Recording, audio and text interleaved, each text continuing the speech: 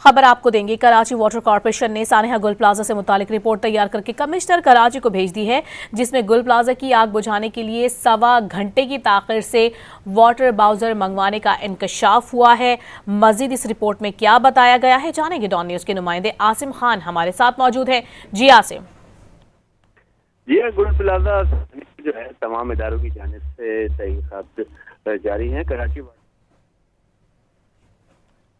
आपने नाजरीन को हम इस खबर से मुतालिक बताते चलें कि कराची वाटर कॉर्पोरेशन ने सानिया गुल प्लाजा से मुतालिक रिपोर्ट तैयार करने के बाद कमिश्नर कराची को भेज दी है, जिसमें गुल प्लाजा की आग बुझाने के लिए 1.25 घंटे की ताखिर से वाटर बाउजर मंगवाने का इंकशाफ किया गया है। आपको बता रहे हैं कि कमिश्नर कराची की रिपोर्ट के मुताबिक आग 10:15 पर लगी थी और फोम वाली गाड़ी का डीजल ख़त्म होने पर धक्का देकर हटाया गया। रिपोर्ट में ये भी बताया गया है। मजीद क्या क्या इंकशाफात हुए हैं आसिम खान हमें बताएंगे। जी आसिम।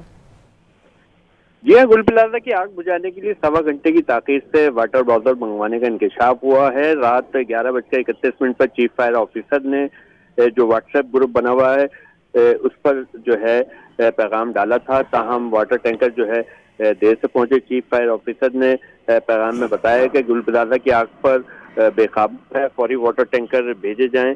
चीफ फायर ऑफिसर का मैसेज मौसूल होने के साथ अंदाजा हो गया आग की शिद्दत ज्यादा है, जिस पर 5 मिनट के अंदर नीपा और सपूरा हाइड्रेंट पर एमरजेंसी नाफिज की गई और फिर जो है इसके बाद दीगर जो हाइड्रेंट्स हैं वहां पर भी एमरजेंसी नाफिज की गई। ताहम इसमें ताखीर हुई। 12:08 पर पहले 2 वाटर बाउजर जो है गुल प्लाजा पहुंचे थे। ताहम सेफ सिटी कैमरों की मदद से रिपोर्ट में लिखी गई टाइमिंग जो है वो मैच हो गई है और मजीद जो है इस पर तफ्तीश जारी है। शुक्रिया आसिम आपका।